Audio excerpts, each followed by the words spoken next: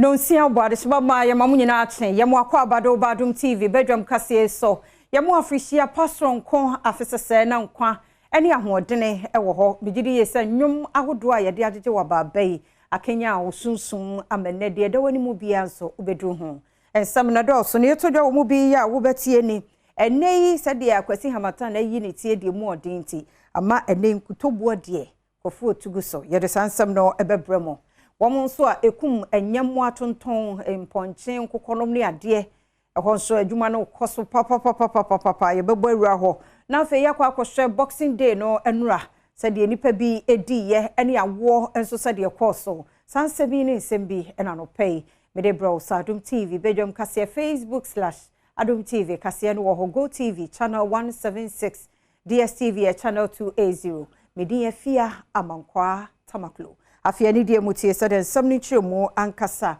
etie Ghana Private Road Transport Union GPRTU de afutuo pai mo den ene ma hyenkafo nyina se ene de peno wayi ne ti den ti ewiem nyina yakusu srewo mo o ma hyenka mu no o hwe so obokoboko yankwanhia bia ensie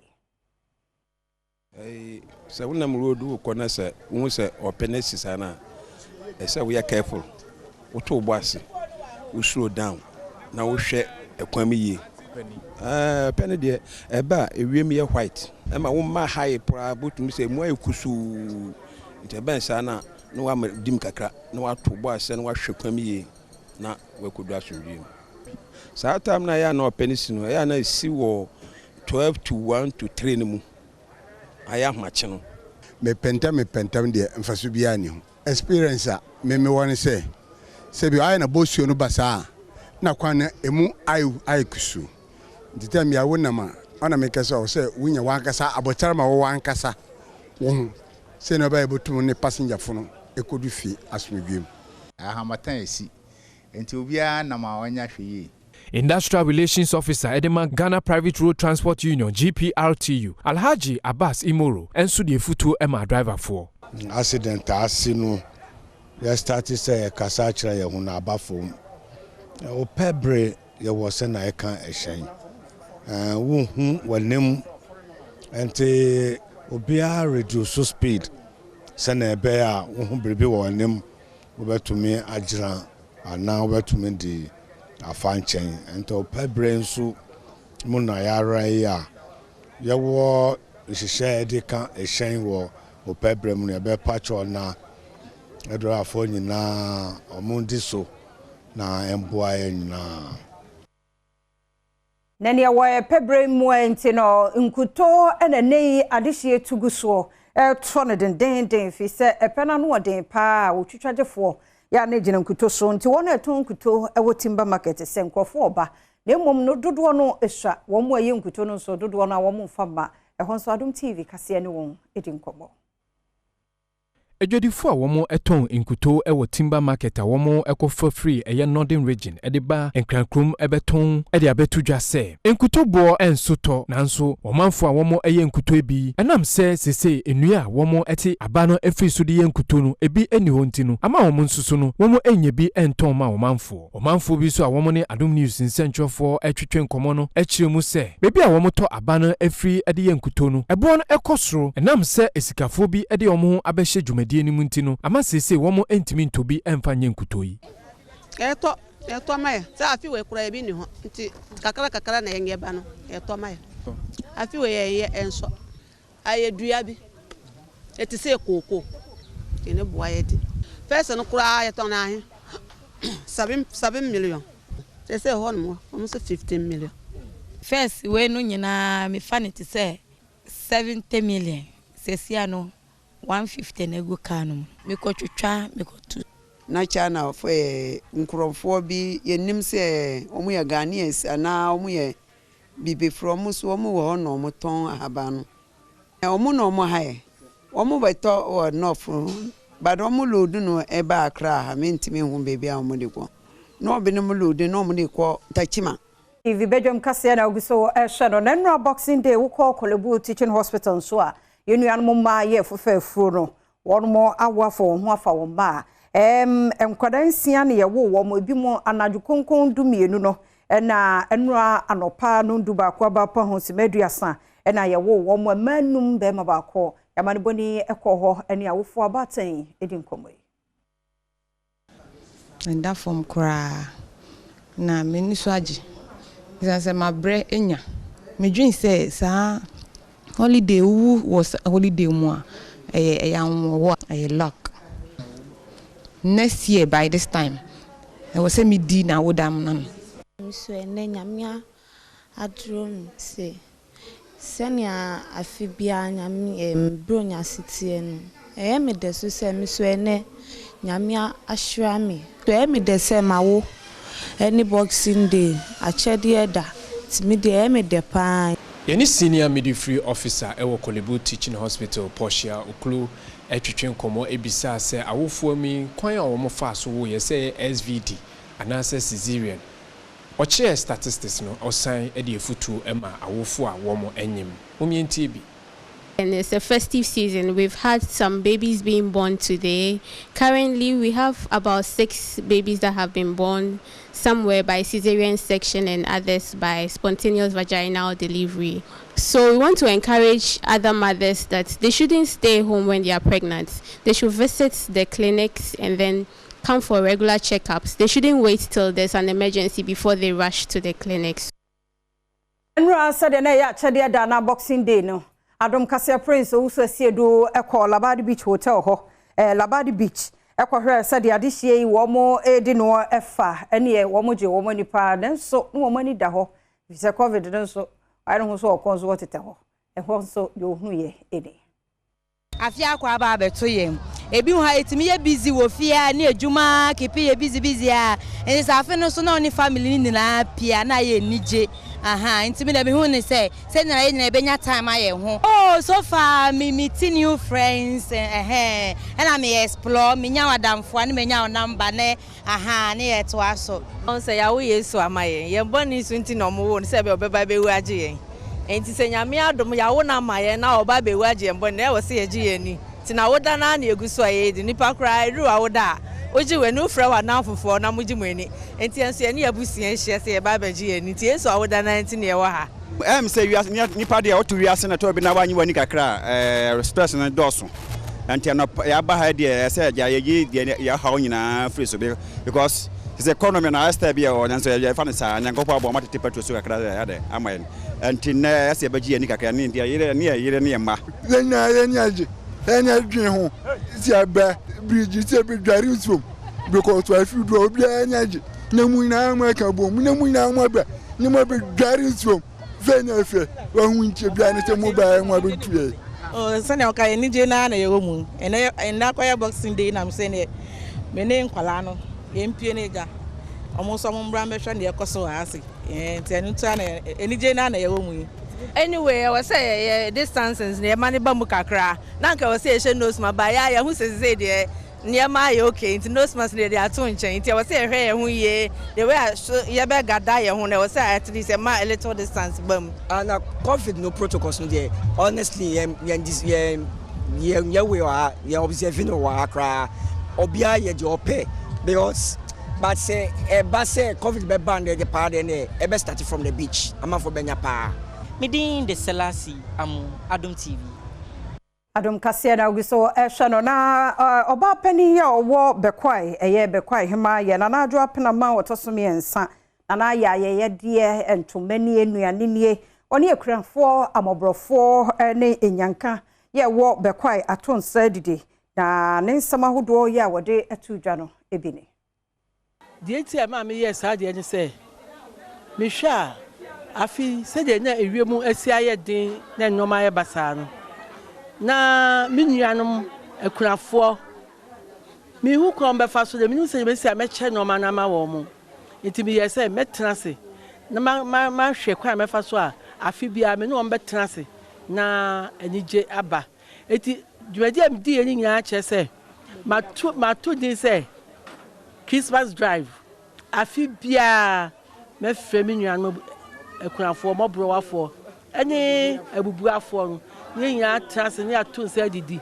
na bibi kakra me wo no ma chade ama wo mo ene me fe se bi kura normal do se metu ya chama se ni pe nyina no bia nya bie ni enyi etu enya aduane so ebedie minim se Yakopon enu afese sebra ha no ni nyina atinkwam na wa hye ne ho anuonyam ema de me yeye na abro so kura Steven Yameche enegina wono mu a wonya saa adoye bi nyina anamu ene amane boni etwetwe nkomo wono so eda oba ahima ase na wo hye na fefo nyina se edu saa bre yi a wo ma wo hura ho enamum wonya gidie se enidaso papa bi o honom ema wonom yeda na sepa se wama saye mobrofoi yenso yenya atenka bi aweyemu se yekwada ye kaise nana adoye sa afibia no otimi hu yemabo na wono so ema yenso ye neje enti asedam de bema no se onkoso a na wonye de oye no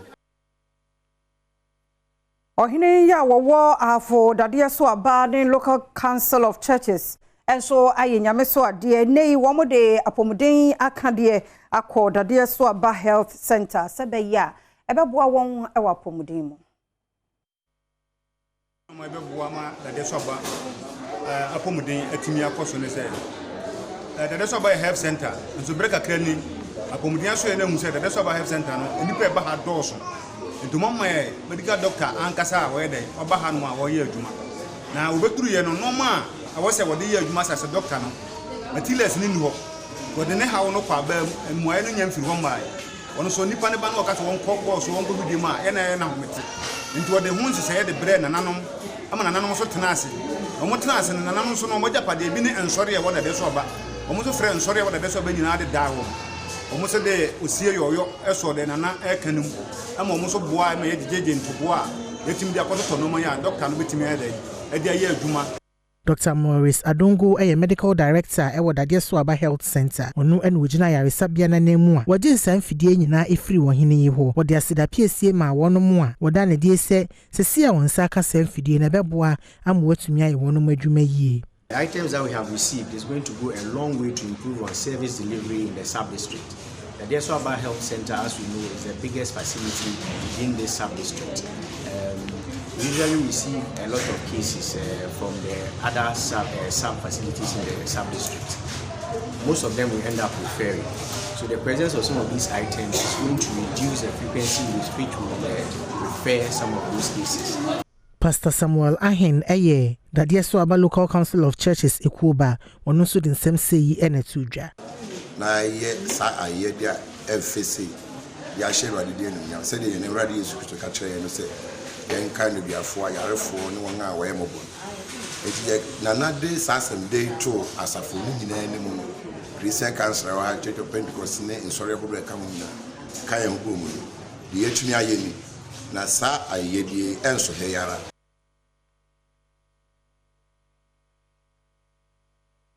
Menya na sona Adom TV Badwam kase anopai no memfansi ha medi afia amankwa tamaklo nenso ya hyehye ne te sei akono yie agudie mu nsam no beba sister Sandy wo ho na fei ya toa so enenso se de yese ye chicha ade no ne ade ne ye client no mo so ebedi nkomo na nnwomto underground artist no nyina ze ni die ne nnwomto nko a timafide no nkoso na ha nyame hira ofi so go so share edase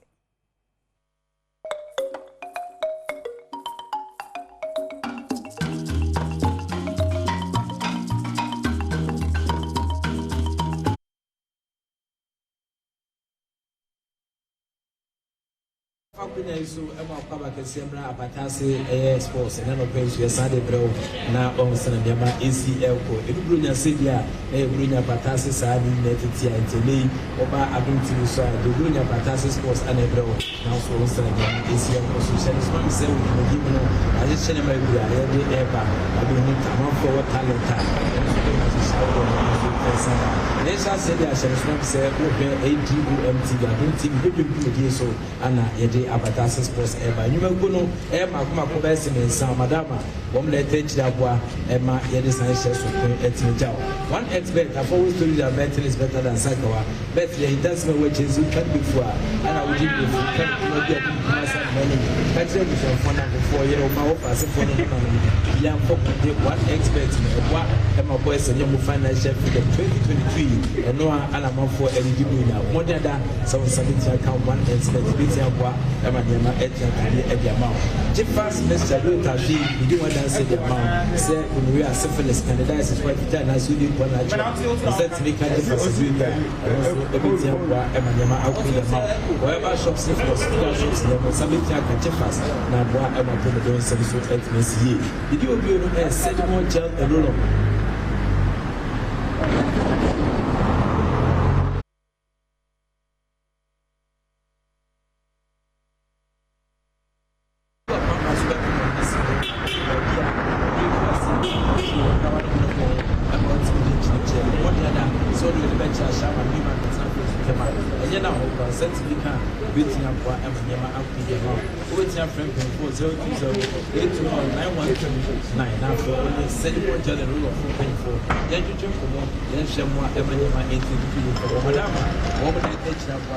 so yɛde agokansi mu sempa esaka etime jaw midin the Enoch Kwesi Walanyo Wallace good catch back up the only nomenclature the professor's degree in sports the Al-Regina Wallace and nano peso mede Abatase bro sports yi etime jaw channel swam say sha say the fin kuma odwa and also appear mu e dey fi EPL dia na Brentford any Tottenham Hotspur enra wɔn de akensi ne tentamps na kwa 22 ana 18 boy Crystal Palace transfer Fulham ebetwa na kamiensa ɔno so ntimi ante Everton transfer Wolves for ebetwa makami no ɔmteka na ba kuna Leicester sana se ana yɛde akensi ho sempa esa kena no penso ichao EPL nyame adoma matches no 18 asa to so uninterrupted chance so say Chelsea and Bournemouth BCS chakana for Manchester United and Tottenham Forest for the akensi no so etimi ata so afi entintom na afi emfa fie nkomo kakra etimi emerald ya the Black Galaxies of Ghana ibnu abeyi wa sotre sama kopie mu ewo Egypt ahenkro Cairo ma omo dia onsisi 18 times so nyame adoma nei omo ehwanim se kwan bia so no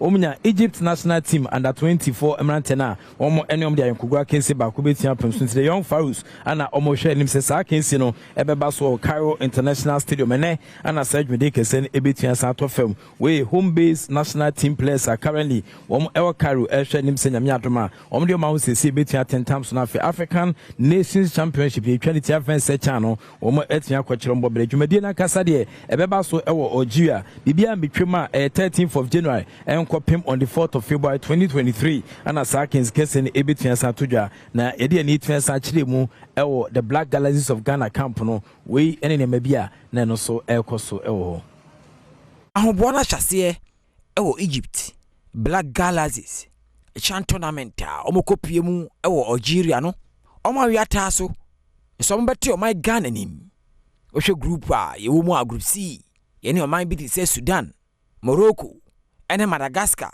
ene de be boso a ene onam sunti ebre di kan kura eno a emerante tigina ago pramaso a ahosesie no ahyase we ahosesie o de pem so e wo Egypt na otwemienu ntemu no o makopie wo Algeria na Championship of African Nations akensie na nkasa January de tosu dumiensa ahyase emante dununum ene coach ano worker di omokopie Egypta wo hwe ni mu so mu nyina be di nokre na de obekire mu bia no ago pama no so o madane di no ma Ghana franka no o ma pagya ne ye coach a ono na ya bedi akire ye tosu mienu e de ma no worker Bismarck Kobimensa ose ahosisi a o de pem so o Egypt no eno be boa o mu ye pa ene mom o my Ghana se chita nka ho a dwumadi o mukodi na Algeria no abaye kwa nti obi bia nta wo machi na o so mbebre o mogani na chan tournament no Black Galaxies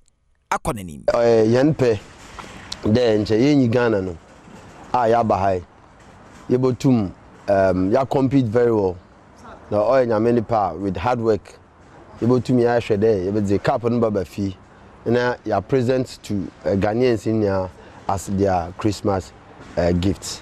This is our wish. Nti best Ghana for you so the one per man.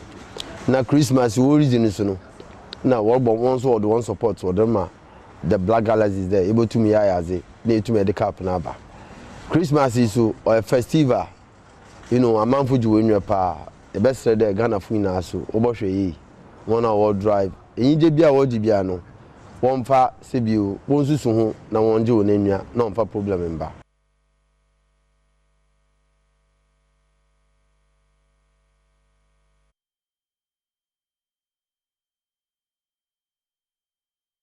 near PMO or the Black Galaxies of Ghana, almost a catching on and then Yamiatuma, only the young Pharaohs, Eddie and Kograkins and Ebitian Tam so oh. Ever in the Ministry of Youth and Sports for so a catchidia. There's a minister, Honorable Mustafa Yusuf, Eden Kumoka Council Abija, Nasmo Kenyan, say Chibiano, on best stakeholders dialogue, Ebitian Sabwa, Mamma for the Majan Chetfian Saba, near Hukan Ebitian Faso, a manager national team Sebe Koboa, see a tournament Asia, Yama Etian Kuye Ediama, Ujidi passes Sanji Subiti. The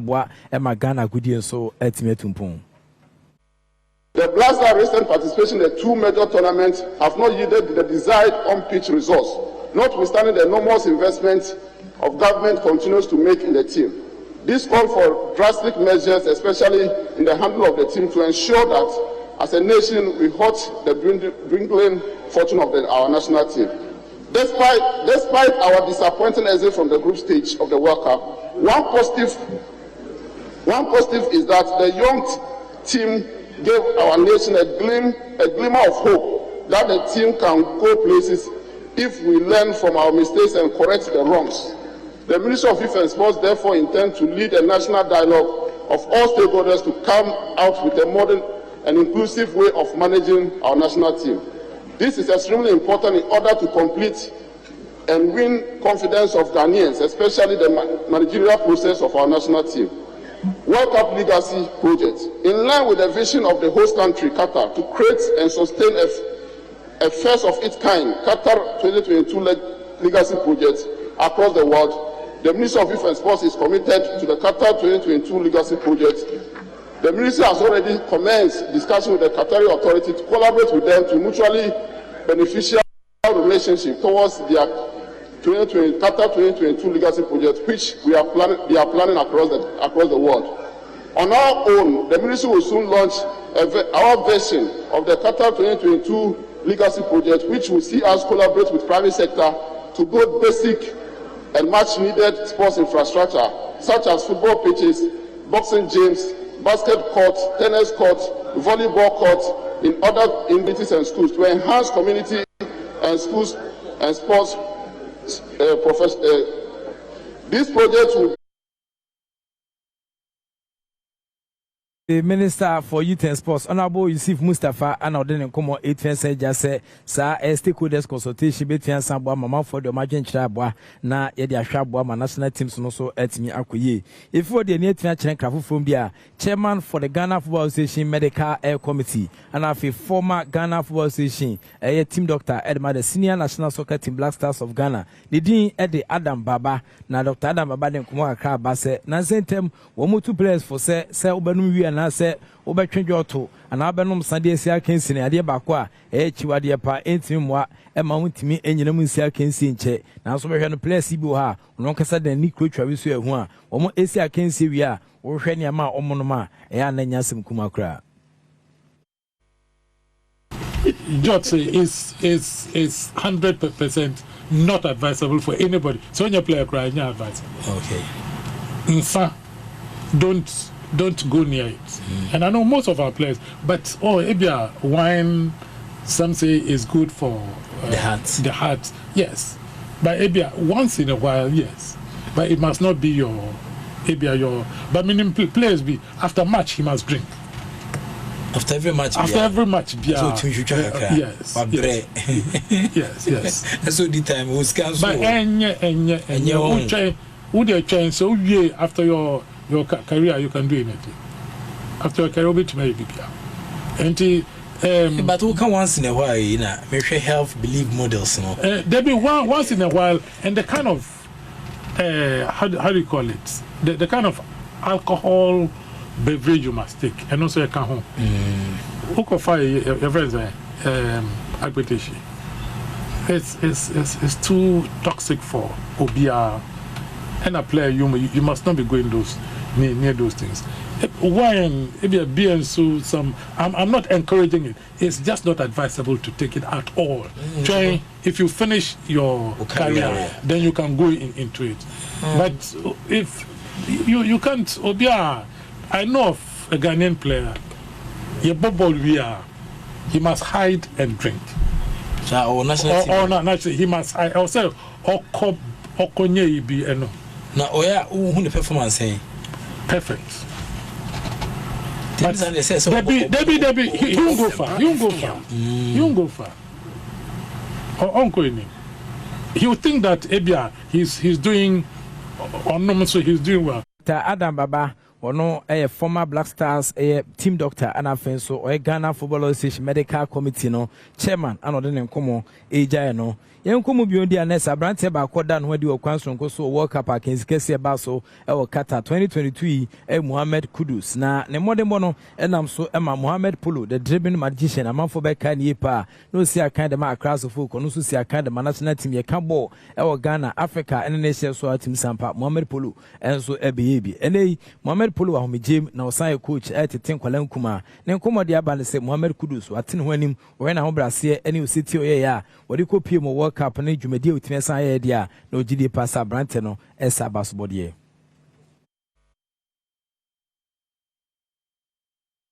Something is going to happen, and that is all of our football. And that is what Kudus is doing. So he told them that if he has the ball, don't panic. He is in control. That is what we were doing at that time. Why? So now, I've handed over that blessing. When I was going, the maestro, the wizard, the magician, the polo to polo. Now it is going to be Kudus to Kudus. Thank you very much.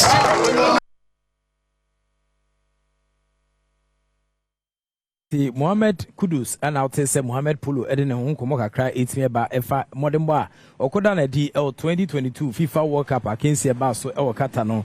After on fair Nitman Sanchez or important potem dia. Your reporter Nidini Isaac Nomanyo and so the Nitman Sanchez Mubrunya Urera and Miam Yaudonabo and Sampa the against Yaudu bin sweet me at Tamso.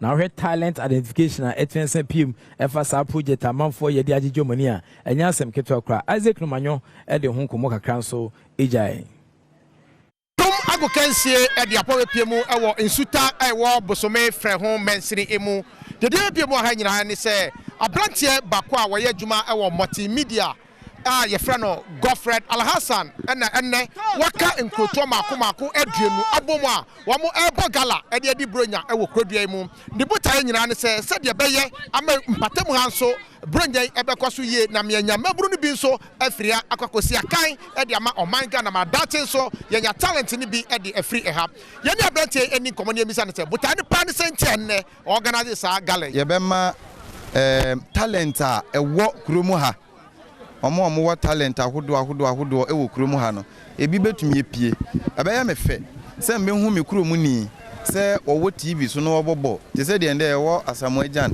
a wa retire Stephen Apia retire ende Kudus uduru ni ma obia hu na ni age esan se ofiri wo mo ho na ekoye yenso ye mpa ebo ne se ebi be firi ye kuromu ha echena me so me hu no TV so a anya hwe kura no metumi de tumi hu se me kuromu no ye den ene ofiri pene de me hu no ha na me ni age Pressure bedwani a wabaton peso so ade nanim nyam ababeta sa dwumade yati ye ne MP so eni komo ne emisa ne se nse ye ban ene owo ede ma emabunu se agokansie so ebekwaso e wabaton peso yi eso se de kroma mrantie keka omo ho no e ya de se no continuous if say ball but ye ni NDC ye ni MPP ye ni sabe obi fi incline ye ni obi fi Fante we asanti bi anim football ya de unite na mabunu no so mu na da chen yo mu dia ade ba ko mani jiunya there was so many sporting events and sports events and so we should ma Ghana ball pana ititu ye ni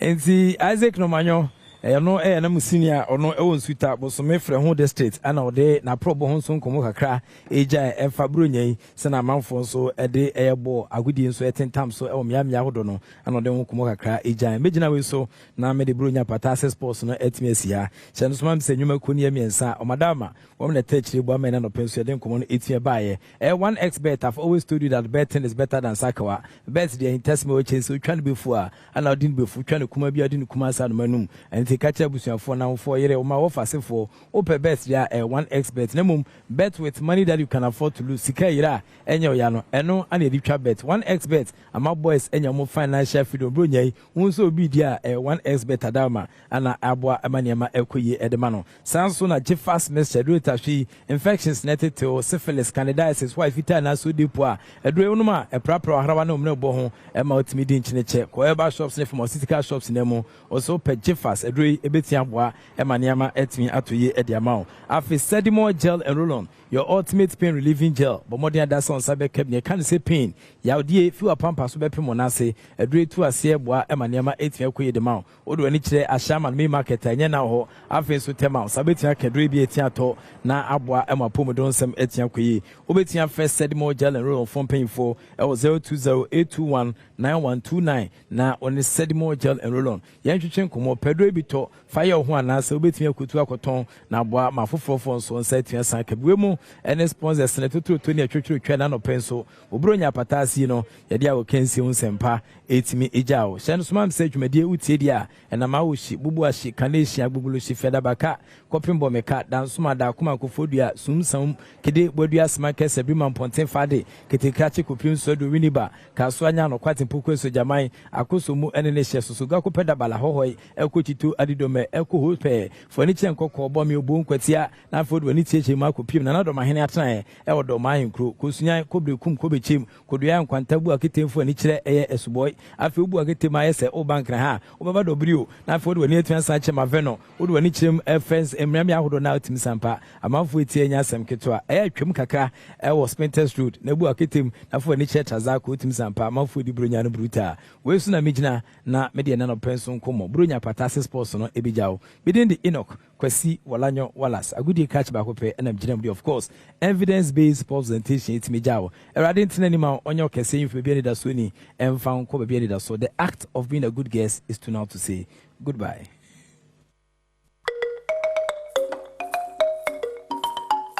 Ejemna o shano ye mamunyina fishia pa afisa sedam kwane ya hoden ewo ho sade enra ye hye ase no sa ene ye kono ye ne client ahodo bi ene hye adwuma yi ase ahokyeremu ahoyehia mu nyina no won mo ampa ba enti safia no ahia se ya ewo se ye nso ye mo mre ni bi no mo sa de wadwaton de ne baba appreciate their client no aye de ama wo mu nyina nti mo hye wo Facebook/Adom TV ya ma mu nyina afishia pa ye da mu nyina se ba ko nyame hyramo na onye mo kese ye sponsors yada mwase papa pa St. Andrew Senior High School, Kelke Toothpaste, Kiddie Mini Syrup, Piwak Natural Health. Yada omu nyina se omu ye sponsors a brush semuno meka wo ho nsam so ede atro. Na nanso yanya yen client ba ko ha. Wono so afimu nyina ye ne no aye adwuma. Enti achade a yen so de be ma no eye airtime.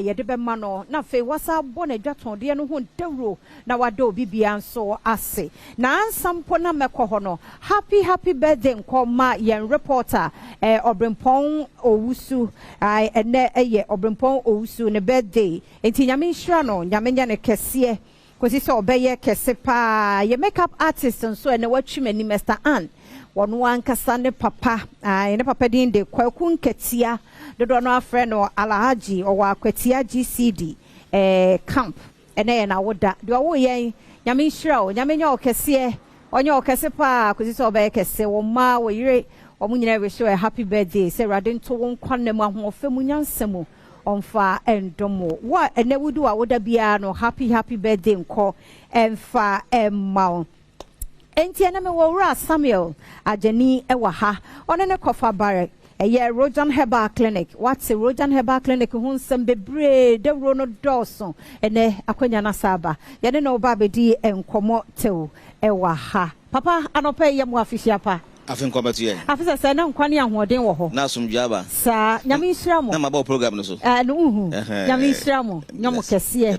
Na monkoso adwuma na mo ye no entumpon afi ebesi mo no enye kese kura na monkoso anso yesene se be yebenya bi atua yeka. Tie da mo ase wo no adwuma yefuo nyina seda no ye modia. Rojan Herbal Clinic edi ne de yate. Yaka se Rojan Herbal Clinic eye clinic ben ya. Ayarsabi ade ahabamba. Okay. Raw heba and I say area. Oh, and na ahamano so de nya radicra Canada. Ye near Diabano. Near Hamano. And fine. Tian and one year way. Tian conditions are who draw ya Rojan Herbal Clinic for or more ye, say no so her, no ben away your muscle. Eddie kind Rojan Herbal Clinic, you won't do a job muscle. The metia it's here for 18, none a paying. You will do where in Sia and away your muscle. Edi kan ye wo aseda heba mixture. Okay. Na aseda heba mixture na edro bia etu malaria pa na typhoid pa. So obi a wonya malaria na award na no ho popo gidigidi no. Onu aseda heba mixture 5 minutes na show de no. 10 minutes no sweat it. Sir. Dia kan de na say a bonus. A bonus. Yeah. Nti eye adwuma pa ti aseda heba mixture no. Eri malaria na typhoid de tache. E wo market e bon adwuma pa. E mada woroma. Misati wa anti adwo nshira so na me de ba Saturday morning program. So na ka me ba wo hompo na. Misika nso. E be so. 2023 wa fe. E ben pa. E ben nyamiti. Awurade aye ben pa. Iti ento so ye wa aseda heba me. Ne ye wa aseda na twa me so. The whole Ghana me na me pressure duru a eya haban. Okay. Edi akoten pa. If na aseda natural measure. Aseda natural measure. Okay. Me hu tedi na ma mo bi da komo ma me ahwe. Sa. Obeda kama, obesore kama. Local herbs pressure. Pressure market adwuma. Woko kan se ko pressure duru a no na eyi ama wo. Aseda natural measure. Obi a na se chewo na chewo nsa. Na ntia kra na wabre.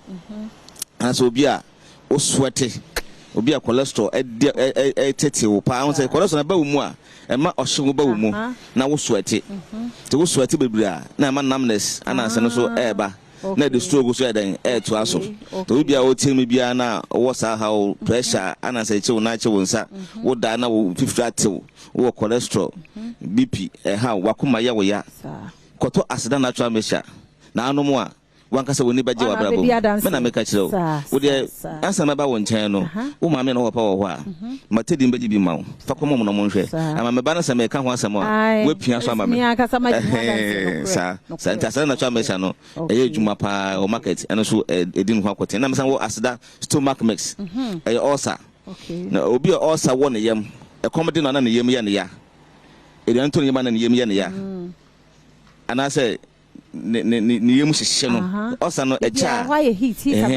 echa ma wo yemu tumi hihye wo na etumi sai won so no heat ni ba na be sai won so no mentra na won so no nsai koto aseda stomach mix na nom so no aseda stomach mix na ebe boa wo ema osa na wo yemu na dan efiri ho se ekomede wo na obedi na komede wo no komede wo no wo de dinka no masa soma mix ne bi 3-4 minutes na we ma dwo form wo de dia won tebium ko so no osa na be firi wo yem ana wo de we na wo yem ne ya wo ya no no masa soma mix ne bi wo masa soma mix ne bi a e ma wo yem da ho kama adwo kama na wa ye free and so e osa dura e di akote market pa na masa wo gastric ulcer so na duru ho e asida bitters obi a ne yem bubum noise woni yem ana say obu ana yem de be kurru jina ne chakra be yeah no etumi gastric ulcer sand pan so bo say what all the time yem tumi ye ne ya ne ya ontumi ntiri ne mu etumi kana pa no wakon no mu sei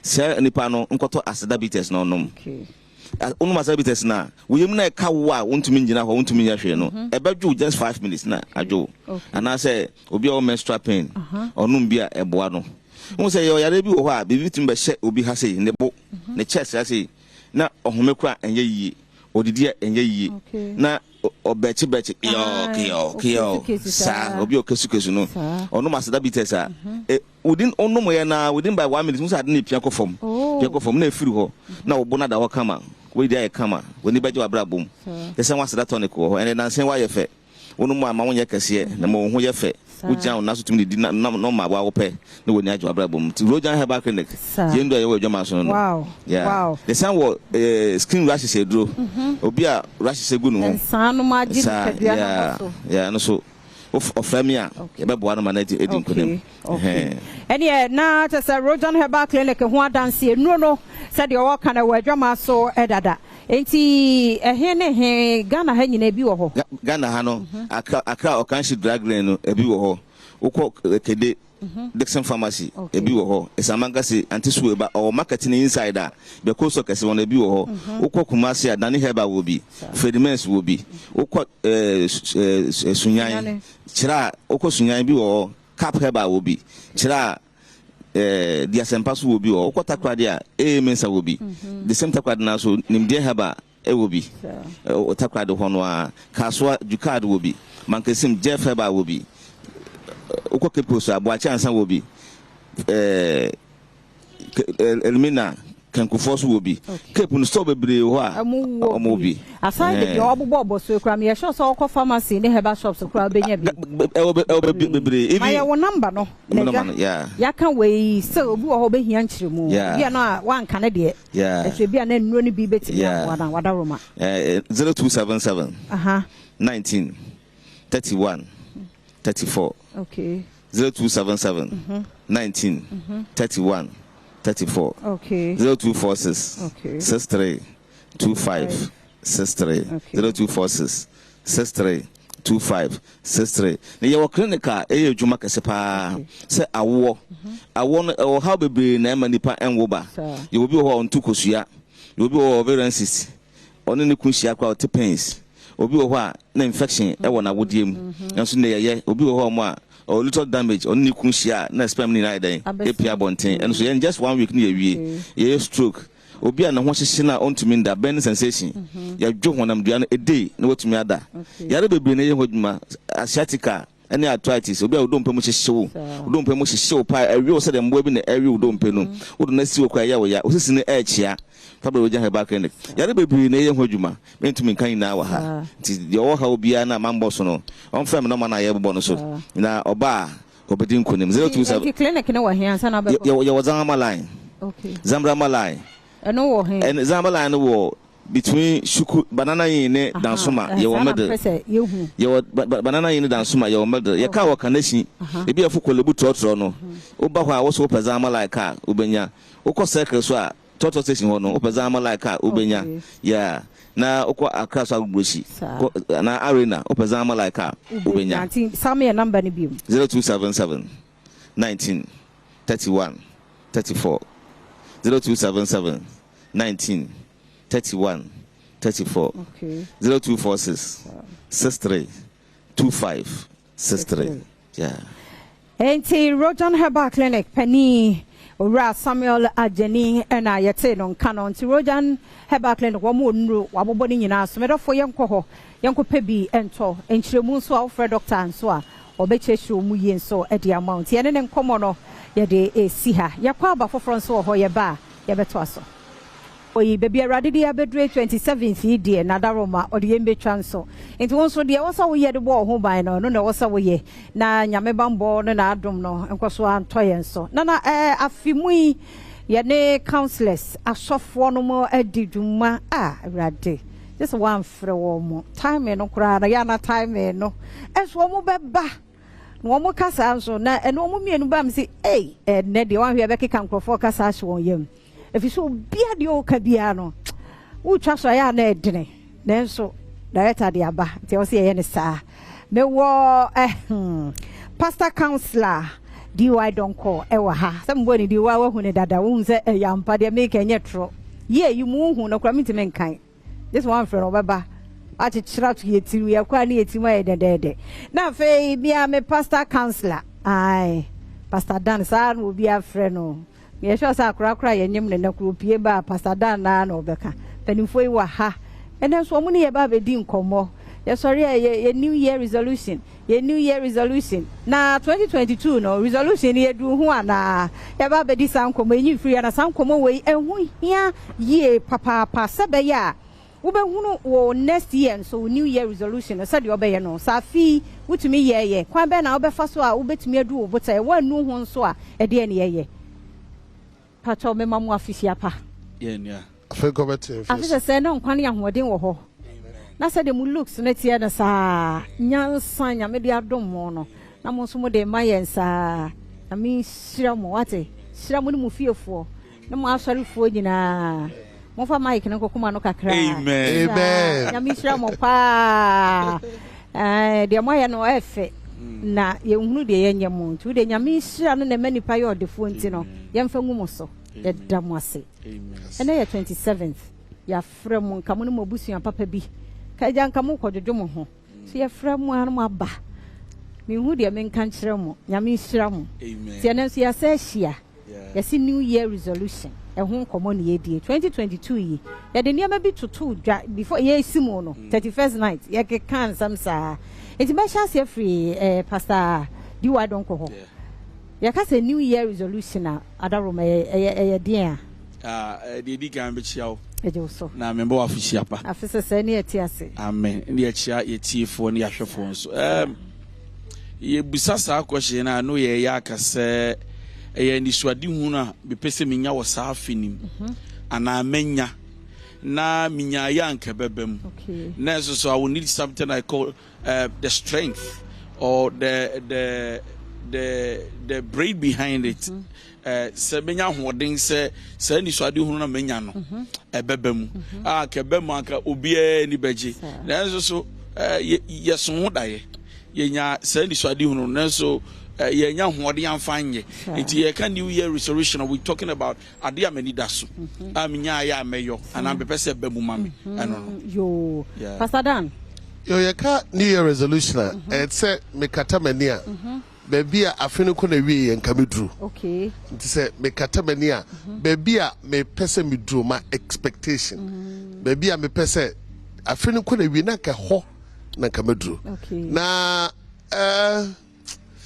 etaya bosrimka etaya bosrimka say wo kate wani abeso bibia peso duro no e den a dia na peso hu mia benti ne pebebre no oboni sirem no aka ni ntino ebe afide beko na wie na hwi nsi ye but so bi betimi ahunu anisuade hunu anaso wanya adwene bi a ewo bibia gina so ye dikai wo ankasa no we hwan me se me ya ni swade hunu a me ya ni swade hunu afa me ho se sofo okay me ya ni swade hunu afa mo se a counselor me ya ni swade hunu afa as a father okay as a married man me ni swade hunu as my age and me nyini and my pomodin okay me ni swade hunu ama me ma me nya me ni swade hunu se farmer okay so farmer ya ne dia obey ni different inti ya se de ka wo hwe wa kasa ho esi anoma bi o hwe no wanwene bu na to sumie no sani pana wo ye ni swade hunu no wo ya fa hemfa wo so be kan ni swade hu a new year resolution enema mensa e discussam ana ware ana eden opesos asa nti mo so mpa no de categorize mpa bo ni na wo se ba ko share biensin but onipo abrabo no egu awodo be nso okay ye beba ho yes ye beba nso ni mu nti ma me ko di wa ho nso na yenhwe na wadaroma ya na ya wasa focus no hwe a ya na ya wasa ni so ade hunu no ana sɛ de papa kan ye ase ye keka ne ye keka ye wani so ade hunu na mpa ebi so ade so ade hunu okay but you see ade a ho ehun di sɛ so share so person do on so bedu it's not an automatic you need to do something towards your dreams ade a wo hunu ade a opese oyo ade a opese bem you do something about it. Now, the time number one, you need to identify what is holding you back. Then, then a sign. See, that is a problem. If you're able to identify the things that are holding you back, you'll be free to go. Okay. Because you go out to because I feel you be swat. Obi ani swadi hunu or sondodo or percent soti.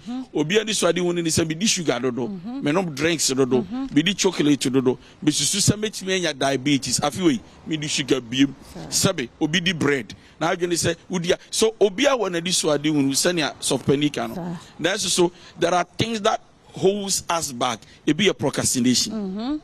And motto or mayor, Minyani, or Chram started, what they shall maybe hate gym. Very business be a maybe. You see, you can't, but Bibi, a say so, and a Bibi my queen yam my young koyenim. So once you are able to identify the things that are holding you back, you are free to go. Number two, one of the reasons why yen to me achieve your New Year restoration is that we don't want to start small. A lot of people are dreaming of businesses. They have big dreams, but the problem is starting small is a problem. Business be a me person me here shop kakra kamienu na me buogu. I'm saying be boutique na yem. You don't need to start big. Everything you see around us started in a small way. It's number one, procrastination is holding us. Laziness is holding us. Positive confession without acting towards it is holding us. And then above all, we don't want to start small. We don't want to own a big problem. Bibia ye big, yes, actually. No, because if you are in a big in the but when it's a few I told a big clan news, yeah, what kind of them answer when you bra, a watcher, or who car will be, who die will be, or who will be a juma. I claim it, I receive it, I buy into it, I tap into it, in fact, I sleep into it. So, thank you. So Perry knows what I'm saying. Like he said, church, you know, Empire Yebonina, and even not the church, even the mosque, other religious body. Empire Nina is car, ya what the Abia are going to. Okabo Manina is Shirani Epe. But one was in Shira, a free Yameho, then so on Farmer Quajuni. Ishira Ifrinyameo, and so farmer will be at the Bioya and Motto Debbie. Eti, your best say, Yen is Swadihunu, you're getting that cheaper 23 year baby. And it's Swadihunu of Wenyan, and your man grow for better. First, you assume Bessie. There will be a Ghana casting in our talk. Daniel will be see. Well, a young gentleman, when Yakakra, and so Ma Pehano. You see, it's the new year, and I just say this year the over. You remember. Thank you. Implementation. Thank you. That is a problem. No. You better. All right. Now, Papa, I want your man who don't soon be. One will say, Abraboni Nancy, a Persia boy, Abrabo, and may say, who will say, and near my ben, no one, ya media Maya, a ya quenya, Maya say, ya Brabo Tumpo. Everybody, whatever you are working on, you need to have what do you have that you can work on. Number one, when you are my enqua. The greatest thing about will be successful in your life. So when you cannot talk about success in the young share and quantity quano. And never been a way yama sound quano abanfaso. One share sound quani year. When you brown so let's canoe yano. Who did Tiareka? You need to look at it in that aspect. Number two, I dare not be the chain, be a bit me kuanim I am re. Time. Time is an essential commodity. It is a way ya de biana se one share mre. De wo de wo mre be ya. Wakati.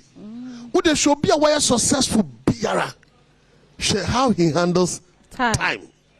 Be a way successful, whether football, whether academia, whether entertainment. Share Satawale. I was listening to his story. I said me. You be saying answer I will tell I don't want to think of baby. I say, open your serious. I said me by 8 o'clock I am at the studio. I expect you to be there. If you are not there, you are fired. So, whoa. Now, say, Obi Biara, or successful Bia, of value time. Number 3, Obi Bia, or successful Bia, you value relationship.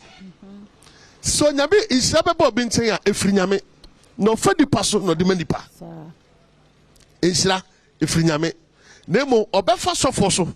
No, dear mammy. There say me Jeff no. Hey, Yehovah. Oh, so what who is sana? Unipe bia baba wa kwa mu bia ntoto na se. Value relationship. Say ya yire, say ya kunu, say ya umame, say ya papa, say ya dofo, say ya pacho. O baby biara was asim so na mo biso. And I would do baby. It value relationship. What's the mean? Kaska wasam. This kind of money pay ye. Yeah, can your money pay? I don't go for physics kind of money pay ye. Debbie, what's going on here? Can't you find here? Number 4, a dear money party me tumpon. I yet this one do know your dream.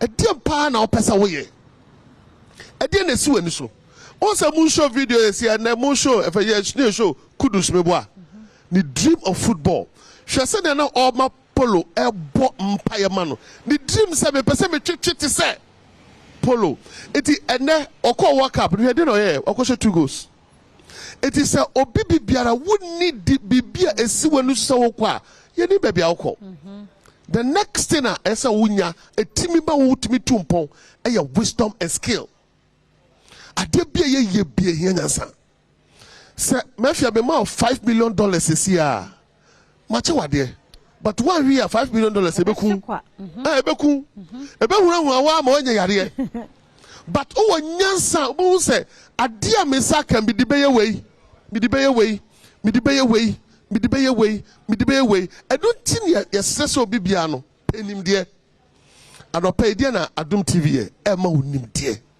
as to life ti sɛ wo nim deɛ sa nya nim deɛ no a adeɛ bia bɛhyɛ wo nsa wontu na jeje mu wonfa nya downward expenditure because who nim say me wo bibi si mani so adeɛ bi wɔ hɔ a me pɛ sɛ me duro ho me pɛ wo nyansa me pɛ wo nim deɛ me kɔ school ma kɔ sua na me trɛw bi nansen me sua na saa de na boa be ama ni so ade hunu metime duro the next thing a onipa bia wo ɛyɛ your property anything I see is money bibia iska this mobile phone is money but one way I won't say is a device but this device can let you reach the world it ade bia wo ye bia no bisa ho say e dia na nyame dia ma me de onyame dia ma onu betimi adare me so aba mfa so aba you can only maximize your strength not your weakness onipa bia de wo bo ho modin na betimi aye ho adwuma kese eje ne wo nya de no ma wo ye mre aha nti ya menta mo adwunko ade me nya de o de bia me kase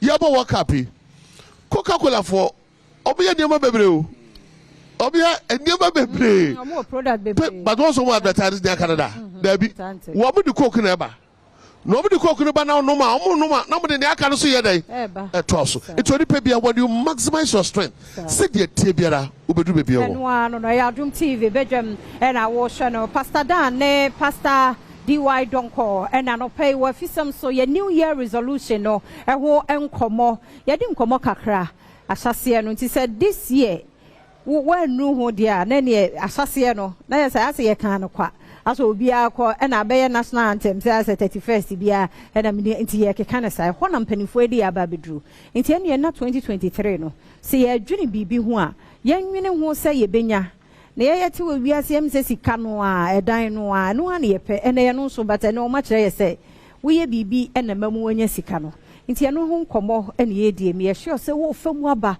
na say wo plans bi kura na e bia na de we na etie no a by the time ye be wie no wo be hunu say vision no wani so ade hunu eye papa na obetimi adu ho because I think say e wo say de esi ye no so bia na yetimi du ho eni kwan say ye by math keke eni kwan say ye ya no a keke ene ye ka enna so masua de me sure say on so usua performance am akwa babiem ma me madi why don ko ho na ono so mfa ne de enka ho enti say ye wo ho sesi ye afi ye na 27 December obi anu ho batakasi makra nyame ye nsenkyene nti bia ye kwa ye ni by 30th na obi adu ne bota ye ho bas obi anu ho na se nipa no wo mu no ho sei te say ye no wanya de ana de na manaba nti na ba mu ana nti no 2023 kra no onyinani de na mu bia obefa ne saa de di kan ni se ti ase se enkwa wo ho a endida so wo ho that is the most important one say obetumi so awon kwa na won say ni ahoden when say sabi wanimu a obi won kwa oti ho sabi odidi nom aso yare enti otumi nko the strength to be able to fulfill his God given assignment oni enti de yan se nyambe ma won kwa ene ahoden ne ama bienu wo wa ni da so e wo ho ma but mamika bibi shem from baby asofo wie ni say ade ba ko atwi yesan e wo yani so ade hunu ho and say say your life is your responsibility. Very important to us. Well, some of us are disappointed, and even this year we were disappointed because we trusted somebody who are no Badwam. Many them papa so, me uncle so, me maame so, madam for so, minua so. That has been one of the reasons why I feel biya so and krofo be brabra bon share the NCP. It's as we be share the bon tina ida so ne say nyame adom kwadwo say next year we be from America 2023 America na na America. Your life is your responsibility. Apart from onyankropon a wabo wabaha and onamo maame and papa so baby ayahwe wadui. You need to take up life into your hands and say, by the grace of God, Abraham Yabebo. Don't blame anybody for not reaching your goal. Don't become bitter. Mendi yaw. I will be say, Oshambe, me manager, me director, me husband, me wife, Obisha, me boss of me no. Obisha Bono. Remember that your life is your responsibility. So Abara Bobekoyi, saying Koyi, Fatusum, apart from Yameno, now we say once to so. Bobra. It is a wobi and doa onti asiyese na I was say obi buamen wambuame. Okay, fine. Nyame adom me da so tiase. Afia be da me nimidie. Me fa me honto enipa boshe so. De nyame aka na metie. Na me so maye adwuma den. Apart from adwuma den, stay humble. So work hard but stay humble. Na tiase say working hard pays. I am telling you. Now, if you don't work hard, God cannot bless you because He blesses us by the work of our hands. And that is why even God, He works and He's still working. He created us to work. 1 year juma and 7 year juma mendidi ayampa e wo Bible tini ye kase wa anko ya ma menku ho mendi ho bone menu beduru.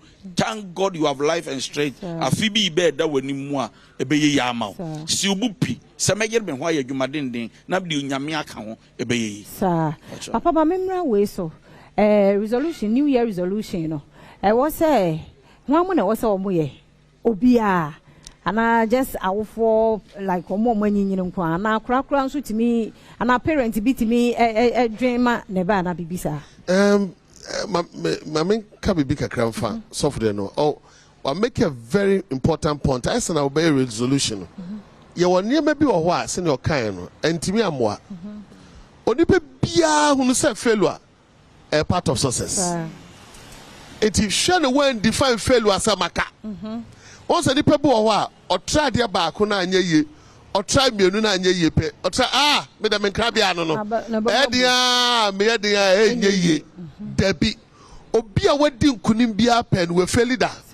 It will say dear may you no failure na buy no a your crime met me for wedding kunum name a him fan me share say dear na mama homodin adwen sachra bay na be se minya nti wonya se nya sa adesua no a you ought to own it. Say me my am from so quite often had you blame so be na me am from so I say fear once a glass above from when about no enya me ayakwasi na pia me na me kwa ball glass no e da ball from nti odo de wanya ntumo o cha glass be sabo it's as wanya ntum nti when you own it o ditumu a etimi boa am to make amends. Number 2 you were unforeseen circumstances ever. This year, any 2020, it was unforeseen. COVID, boom, bang. And this year, financial crisis, bang. Suddenly, me a year dear beba. Today, be a me catch and conform. Say, oh yeah, I did be a half contingency planning. 60-20-20 principle. Also, a young man who adwins say, I don't go for answer, and the baby boom mammy, embo. A young go for more dreams, I bebo on embo. And so we have contingency plan, the minimum biano, spending 60 no, 25 savings, 25 investment.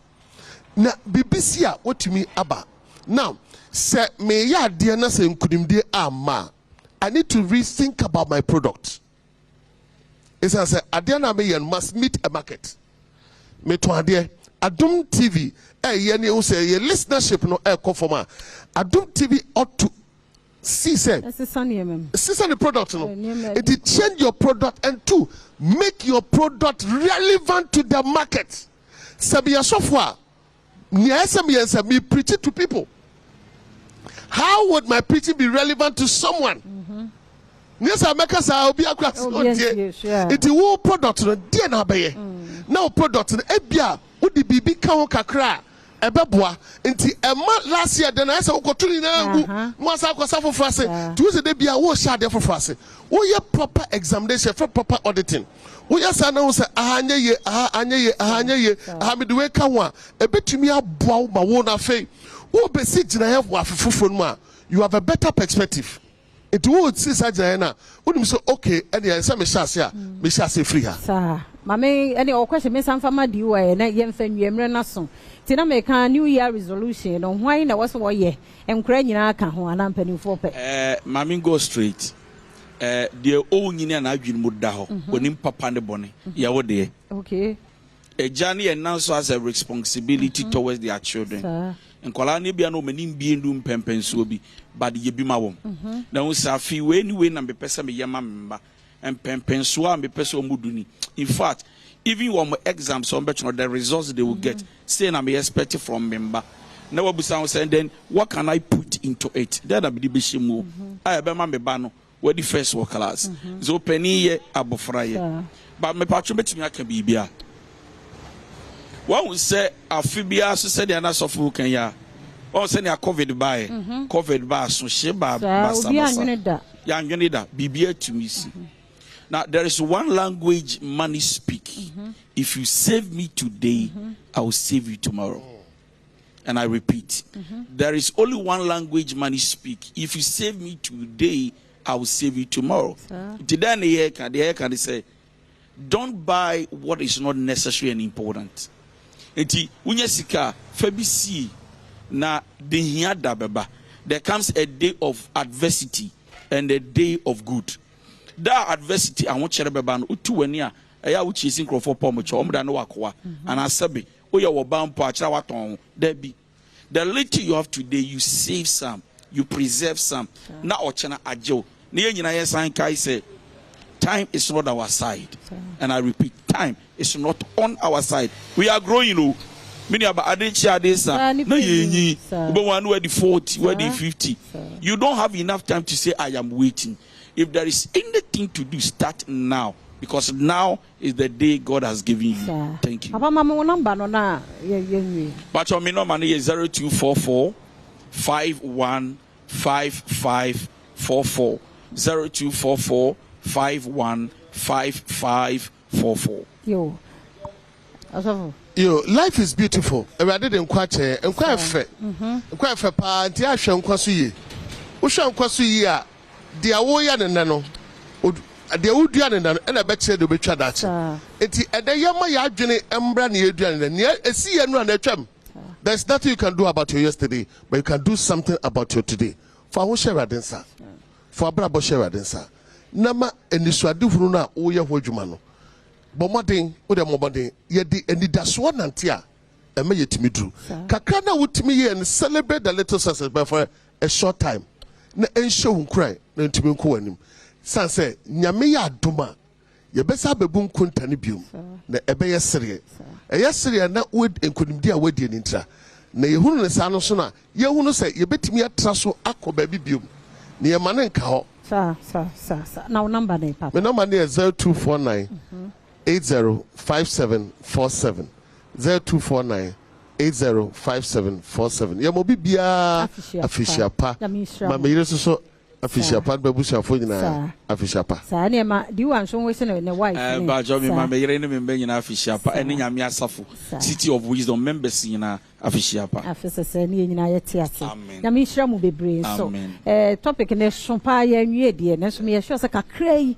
Ebefemuaba yada say enti councillor DY Donko ne sofo pastor dananan ene anopen so new year resolution ahun komwe on dia breye ye kwe dia happy birthday biom enkoma Esther Ann Jemfua wono ane papa nimpon kwaku nketia ya wowo aka Alaji Alaji ni de hu hia pa ukọ akwatia GCD camp ho a uka Alaji a obi anim Alaji ba kokọ Esther no aha. Yeah, we show a happy birthday. Nyami show, nyami nyo kesiye. Because it's over here kesiye. Yan reporter or voter region Obrempon Owusu. And now it's your birthday. Nyami show, nyami nyo kesiye. Yeah, the sponsors are say Piwak Natural Health, Kel Kit Toothpaste, Kidney Mini Syrup, St. Andrew Senior High School. Media Fia, Amankwa Tamaklu, Yako, Sister Sandy the guy, and dancers number. Then so by the time we no Namasano, my system to so may end of year resolution and they say by 31st the enemy Hunasa. Nyami enye gidi yes and started kakra nti nyese wo betwa brem ze mesi mehunasa kakra enti hia wo omo basesi a no ma be hanyem e de amaye e da se we a guy all right okay we no da boko amanfo kokomlemlefo na etwa hia omo chema enyum no se ne e ba no e de so omo ti omo enjoy party omo me sa fast ade no erade what and you sang name de say some me tonyo more praise view me can obi anyi ni o kan na afiama nkwane Esther he fa na atonyo me se me na me ball to praise view pa memory abantima praise view kwala ne crest no cre but nipa de wo ngini na wo sesa sorry ne ade a na auto na yira nti ese no na ma sister Sunday say me auto no eni nyina so but se me start kwa practice oh Lord Jesus hands na afi amamo MSA ho irade me free my command me shiva ooh me chifo all right okay let's go Max DJ Asama hands worship mum okay omu nyine bom me need the sister Sandy Badwam on sapejuma die sunie Badwam o se die kwa nie aye holiday edition special na ene no akoye Christmas da no ne etonchia Emma Dofo, Mr. Anthony Kwakunketia, aka Alaji, or Aquatias GCD Camp, C Line, Obaba Chemwa, Afisha Pa. Happy birthday to you, Alaji, GCD Camp, C Line. Esther Anya Freno, my friend Tachiman Bruni, and some of a fair for Obanono, which ma Afisha Pan commercial kokra. Na engon kwa ma me efwa sapon, kuma. Swami Redemption Assemblies obani oyi akwan won so kan news so efidie so wo chemu a wodo say no be say mu ma 2000 bi ni a ji mommy nyame shout too much na ma chia ospere akra bi was south yes wo C11 Evelyn ospere yes wo feel me ask me feel pa me ma me ka kire me enti ospere C11 wo ya guy style bi be kuma si bia Metro drink akana dia bo akoma so kaka na machia George Capustain machia da Sonny or where kwada so estate da Sonny Poppy me do too much official passion ko enkoma da Sonny etino are you ready Max DJ are you ready oh I'm not feeling the vibes too well Max DJ are you ready no let me feel something I mean who's why you're ready Max DJ, are you ready? Okay, I pay your fan symbol. Any day, girls, Nessa. Nah, I'm a go, mama. I'm a go ni AJ. Over who are more Instagram, TikTok, Arenis. Yeah, more butterflies. It didn't go small, mama. Arenis, that's all more butterflies. It didn't any idea, sir. Or my dancer, sir. Or my idea, Ama. Akwaba. Yeah, ma. Ya bomba browa. Straight up, me kuma. And Amika ye no, you better. Yeah, na dia so de me go downtown. Me kuma no mama Ili. There's a big shout come Ili boy. Ama, na me kan say Ghana ha say no. Hype ne door so. Ye de ani si bibi so a. Ye be hype ade na ye hu other people. But there are a lot of talent wa ha. And see focus on ba ko na me adwen. I me know we adwen. Okay, but what has been the greatest challenge as a dancer for you? Oh, the greatest challenge as a dancer, hype. No? Yes, that's the main challenge because see about social media. What you see? It's only numbers na. Yes, or if say obi nimwa, it's very difficult. Okay. Because obia warning. Group and now gang line na oh Charlie gang but no lie but what people don't know is what some big artists is a they just ended Rapaholic no kwasai yes and then no kwade global citizens so perform me boy yes but still na enkofo enima ujina so kwaye hu say am gold na say ho enti ma sha am gold ni global citizen wa full stage no Rapaholic wa full stage no Iron Star Rush Challenge Yeah, the bro no lala this our Ghana. Oh, meboa. And you know, like she's good. That should tell you she's good. And no, I bet she be AJ. What the guy there? Just say. I will see. I'm saying, my guy, you so nancy now or Baba. I say, hey, why you a guy too much? Crazy, me that's. Yeah, you. When you my agent, the kind of greatest a year hype. Me no your agent pan. Wow. Aside that, no, there be no problem. Okay. Me say aside that, no so no. One say as a dancer, I say one kasa so believing on yourself. And you know, per what you obeshare, like in Yama obetity free in Crawford say, oh, with the oh, only hype, no only say. Ain't problem. Like, hey, but if you listen to them, man, and me who say like one kasa on our first hype. Or first hype. That's true. That's true. That's true. And me who say if as a dancer, no, say like. On our first side, one can sound motivating one. You are good to go. Okay, okay. And yeah, say way. A man for ABN any day, can you ama gold? And AJ. A great dancers for Ghana. Forget the hype, no. Now her real talent. Now, money BB. If you know, Miss Sister Sandy, me count on national TV say me hype mo pa. Me hype mo die mo den. Na Ghana phone say because mo yadie, and we have to sell you. Hey, you know, Max, you rest them. Coco Mlemle for Nepia Bontain, Ama Gold, any AJ. Motawo. Hey, energy, if your man cry, where the cafe wouldn't mean you be. If your man quite working, I was answered about wait, dear. Lie, Alaji, sea line, and your birthday, Esther Papa, fetch our nasty. Move to us. Hey, energy drink near heart. We a guy. I'm a gold ni agent and a guy no friend ne. Because energy near tough. It's mama me, Yemi Aladino. On the sound. AJ, I'm a gold. Yo, mama Samamo. Pretty bad go here. Wow. Me cameraman crane now.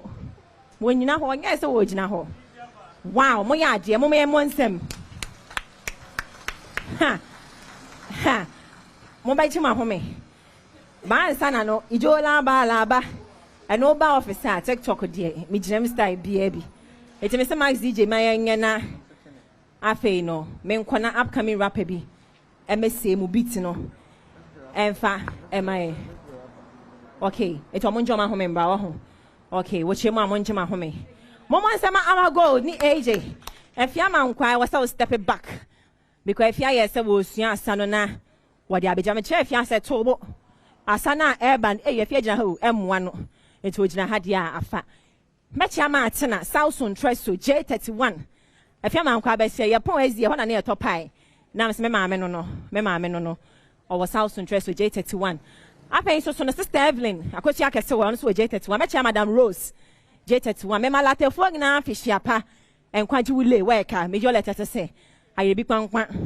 Ding by a bed, the basic one of them. And you know, guy, no upcoming rapper, right? More fun, someone shall not mess a beat in the so. And mammy, that's right. Yeah, big shout to Coco Lemle for now. Dear, allow the support. Okay, say where 1 hour. Yo, papa, what's here? Me rap little bit of work. It's here about the Kenyan talk. Me rap ya pay as I say, ya mama da chensa. Cause I had the money lances. Me for them rap a banza. Me for that Jonah. My rap it on to gem. Now Satina ma who say my rapping him with the ho. Hey, hey, one year killer and 1 year boss. Maybe yes you cool, but the label call super simple to be just about the force. But didn't rap, no divorce. Yeah, you want to make the salt. Me have a fine, I'm a bro. After the both did the via me, but I say about it. You can never post. Go. Muso de Majana made them and then I can better than it's a benebo can make a put to be the side of the when I met him at crass situation. Oh, can you dance to Yami on a Jonah Kokaya? Give it up. Just I go for a packet. Alaji, a fish up. I go for a packet air show. That's dope. Do I home a bra? My take us. Now, Dino. Your family called winner. Oh, yeah, winner, Pat. You're gonna win so hard, okay? Give it up for Kwaku winner. Max DJ. Now, 7 January, 7 January. 7 January. Yeah. All right, before everything or anything, let me say shout out to my fans watching live on TV. And of course to Nelson Tete from Pram. Okay. 7 January, we are moving the traffic from Accra to Adom. That's dope shit. When I say Adom, you know, when you get to Adom, they relax. Yeah. Nature, you know, everything. The breeze. So come 7th January, we are heading to Adom Peace Holiday Resort for the biggest party. I'm telling you that biggest party is there, and then the tickets are going for 50 cedis. 15 pay. 50. 50. Hit a firm. Okay. Wait, once you go to the front desk, you ask them, then it's there. Okay. So that is it. Peace Holiday Resort. I love it. I love it. I love it. Big shout out to yourself. Of course, yourself. You're the baddest. Mm-hmm. Oh, you're baddest. Me da CP Max DJ. Mama Vic, or Cape. Mama Vic, Fisher Passion, come on me. Only Etel, a friend of Honor our gram, so it's not Etel. And I feel Mama Vic, big shout outs to ya all, Motel, our Cape Coast, Fisher Passion, and come to the Akakbo family, more Cape. Doclon the Emedria crab, Mr. Mama Doclon Medria, Mamma, Fisher Passion, and come on, Godfred, Etel, Nobisi, Mama Vic, and Tia Diza, our Cape Coast, Fisher Passion, and call, and Mammo. It's Amago, the AJ. When I join Abalabano. Because me, I don't care what kind of something in Brentino. What's a so where to do big many miles and quite one more so where to many asabi. When I know that's a way to do over there anyway. I'm a go near AJ. Swear to all. When I'm line. Max DJ slow. Anyway, I'm a when AJ. That's it so where to. Mom, asan my mesuya wa TikTok sa mi hunu sa wo. Mesuya te mama me hwese ne me hunu sa. Why? Okay, mon chame. Abusia monsia dance step. Wo kwa be juska. Etisua ni free but ye kwa. 1 2 1 2 2. Abusia mon somo mama me. Kokomlemle for man steady we che ho ane DJ when I do la ane monsa na minsia sisia wo so steady na yan kwa amago AJ Arenas. Okay, Max DJ saying in Sano Amago ni AJ ena menyo mo e wo ahase no Max DJ yankwai Roma no send obia Hans bra woni mkwa dancers in Jenny no monche kwa Queen's bra we a guy I was saying I'm going to system with tuning on Adom TV. I share your big gem. Holiday, I'm back to back. Meeting the sister Sandy. Big shout out to the team of sponsors. Sound. I feel Mungina, that chene, Albert. Yeah, Sandra Kapu. I can see Sia. Esther Ann, makeup. Charlie, ya modia body wet you, mammy, body wet your mammy. Max DJ. On also say, if I hear a Max DJ, then be 1 or 2 binafi. Ya cram. It's dancers in front. Amagold, AJ, Arenas, Munsion, Molasses, me so, and then the crime said, Mama standing to my son, no matter a drew, but no lie. Medasipi, some by big shouts, if we never one family, okay? 80 hands, more men went to me answer. Hans, I think I will rest, I'm a baby, yeah, yeah, Dasipi said, and I will buy. Quackness, I sent some wow, what the other rap. Bibia be fine. What? Me da say. It's Max DJ. Say honey uncle. Say.